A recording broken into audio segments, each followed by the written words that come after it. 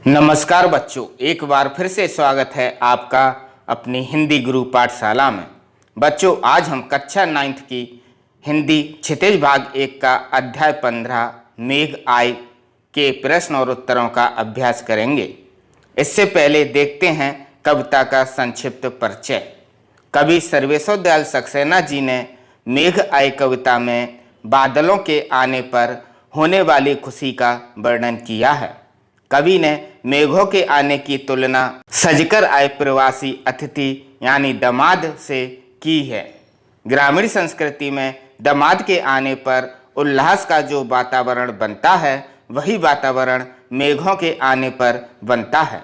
कवि ने उसी उल्लास को इस कविता में चित्रित किया है। आइए तो वीडियो को प्रारंभ करते हैं। इससे पहले अगर आप हमारे चैनल पर पहली बार आए हैं तो चैनल को अवश्य ही सब्सक्राइब करें। प्रश्न पहला, बादलों के आने पर प्रकृति में जिन गतिशील क्रियाओं को कवि ने चित्रित किया है उन्हें लिखिए। उत्तर, बादलों के आने पर प्रकृति में निम्नलिखित प्रतिक्रियाओं को कवि ने चित्रित किया है। देखें, नंबर 1, हवा का तेज चलना, हवाएं तेज चलने लगती हैं। दूसरा, दरवाजे खिड़कियों का खुलना, हवा चलने पर दरवाजे और खिड़कियां फड़फड़ाने लगती हैं। तीसरा, पेड़ों का झुकना, हवा चलने पर पेड़ झुकते हैं। चौथा, आंधियों का चलना। पांचवा, धूल उड़ना। और छठवा, तालाबों में लहरों का उठना। सातवां, बिजली का चमकना। बच्चों, मैंने ये जो प्रश्न और उत्तर बनाए हैं वो बहुत ही छोटे छोटे और सरल भाषा में बनाए हैं, जो आपको कहीं भी नहीं मिलेंगे। इसलिए वीडियो को पूरा अवश्य देखें। आप चाहें तो इन प्रश्न और उत्तरों को कॉपी में भी नोट कर सकते हैं। अब देखते हैं प्रश्न 2, निम्नलिखित किसके प्रतीक हैं? धूल, पेड़, नदी, लता और तार। इसमें देखें, नंबर 1, धूल। कवि ने धूल को किशोरी लड़कियां जो भाग भाग कर मेहमानों के आने की खबर दे रही हैं बताया है। नंबर 2, पेड़। कवि ने पेड़ को गांव के पुरुष वर्ग जो मेहमान देखने के लिए उत्सुक हैं को बताया है। नंबर 3, नदी। कवि ने नदी को गांव की विवाहित महिलाएं बताया है। नंबर 4, लता। कवि ने लता को गांव की नवविवाहित महिलाएं जिसका पति शहर से गांव आया है बताया है। अगला है 5, ताल। कवि ने ताल को घर के नवयुवक का प्रतीक बताया है जो मेहमान के पैर धोने के लिए पानी भरकर लाया है। प्रश्न 3, लता ने बादल रूपी मेहमान को किस तरह देखा और क्यों? उत्तर, लता ने बादल रूपी मेहमान को व्याकुलता से किवाड़ की ओट में छुपकर देखा। जैसे व्याकुल नवविवाहिता अपने पति को देखने के लिए आतुर तो रहती है, लेकिन शर्म के कारण सबके सामने ना देखकर दरवाजे की ओट से देखती है। प्रश्न 4, भाव स्पष्ट कीजिए। नंबर 1, क्षमा करो, गांठ खुल गई अब रस्म की। इसका भाव यह है कि 1 साल बीतने को हो रहे थे, पर नवविवाहिता लता का पति मेघ उनसे मिलने नहीं आया था। इससे लता के मन में जो भ्रम बन गया था वह मेघ के आने पर टूट गया और वह क्षमा मांगने लगी। दूसरा देखें, बाकी चितवन उठा नदी ठिठकी घूंघट सरके। इसका भाव देखें, मेघ रूपी मेहमान को देखने के लिए नदी रूपी नवविवाहिता ठिठक गई और उसने घूंघट उठाकर मेहमान को देखा। प्रश्न 5, मेघ रूपी मेहमान के आने से वातावरण में क्या परिवर्तन हुए? उत्तर, मेघ रूपी मेहमान के आने पर वातावरण में निम्न परिवर्तन हुए। जैसे नंबर 1, हवा नाचती गाती सनसनाती सी चलने लगी। दूसरा, पेड़ झुकने लगे। तीसरा, घरों के दरवाजे खिड़कियां खुलने लगे। चौथा, लताएं पेड़ की ओट में छुपने लगीं। पांचवा, तालाब जल से भर उठे। छठवा, आकाश में बादल मंडराने लगे और बिजली चमकने लगी। सातवां, वर्षा की बूंदें धरती पर पड़ने लगी। और आठवां, पूरा मौसम आनंदमय हो गया। अगला देखें प्रश्न छठवा, मेघों के लिए बन-ठन के शवर के आने की बात क्यों कही है?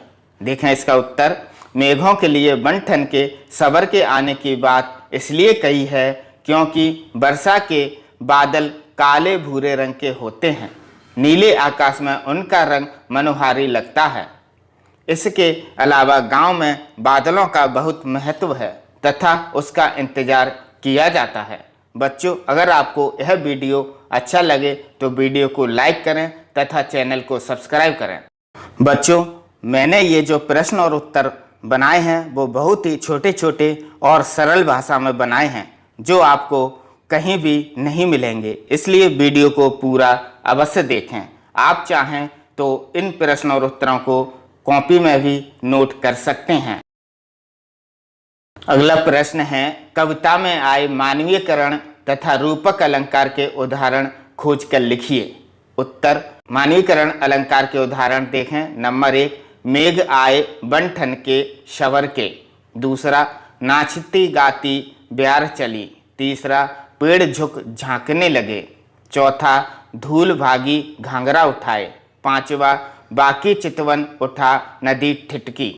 छठवा, बूढ़े पीपल ने जोहार की। सातवा, हर्षायो ताल लाया पानी परात भर के। अब देखें रूपक अलंकार। नंबर 1, क्षितिज अटारी गहराई और दूसरा है मिलन के आंसू ढरके। प्रश्न 8वां, कविता में जिन रीति रिवाजों का मार्मिक चित्रण हुआ है उनका वर्णन कीजिए। उत्तर, कविता में अनेक रीति रिवाजों का मार्मिक चित्रण हुआ है। जैसे नंबर 1, दामाद के आने की सूचना पाकर सारा गांव उल्लासित हो जाता है। दूसरा, उत्साहित एवं जिज्ञासु होकर दामाद को देखना। तीसरा, घर के बुजुर्ग द्वारा दामाद का आदर सत्कार करना। चौथा, दामाद के पैर धोने के लिए थाल में पानी भरकर लाना। पांचवा, नवविवाहिता स्त्री द्वारा घूंघट की ओट से मेहमान को देखना। छठवा, मायके वालों की उपस्थिति में नवविवाहिता नायिका द्वारा अपने पति से बात न करना।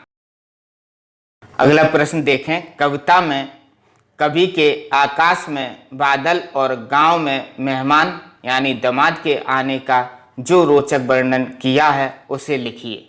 उत्तर, मेघ रूपी शहरी दामाद के आते ही पूरा गांव उल्लास से भर उठा। शीतल ब्यार नाचती गाती हुई दामाद के आगे आगे चलने लगी। सभी ग्रामवासियों ने अपने दरवाजे और खिड़कियां खोल लिए ताकि वे दामाद के दर्शन कर सकें। पेड़ उचक उचक कर दामाद को देखने लगे। आंधी अपना घाघरा उठाए दौड़ चली। नदी बंकिम नयनों से मेघ की सज धज को देखकर हैरान हो गई।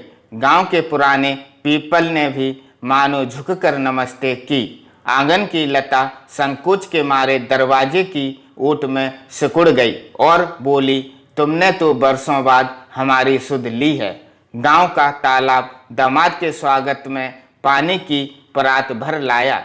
क्षितिज रूपी अटारी लोगों से लद गई। बिजली भी चमकने लगी। इस प्रकार पूरा गांव उल्लास से तरंगित हो उठा। प्रश्न 10, काव्य सौंदर्य लिखिए। पाहुन ज्यों आए हो गांव में शहर के, मेघ आए बन-ठन के शवर के। उत्तर देखें इसका भाव सौंदर्य। गांव में शहरी मेहमान दामाद के आने की तुलना बादलों के आने से की गई है। काव्य सौंदर्य में देखें उत्प्रेक्षा अलंकार, पाहुन ज्यों आए हो गांव में शहर के। दूसरा, अनुप्रास अलंकार, बड़े बन-ठन के। और तीसरा, मानवीकरण अलंकार, मेघ आए बड़े बन-ठन के शवर के। बच्चों, मैंने ये जो प्रश्न और उत्तर बनाए हैं वो बहुत ही छोटे छोटे और सरल भाषा में बनाए हैं जो आपको कहीं भी नहीं मिलेंगे, इसलिए वीडियो को पूरा अवश्य देखें। आप चाहें तो इन प्रश्न और उत्तरों को कॉपी में भी नोट कर सकते हैं। बच्चों, अगर आपको यह वीडियो अच्छा लगे तो वीडियो को लाइक, शेयर एवं चैनल को सब्सक्राइब करें। धन्यवाद।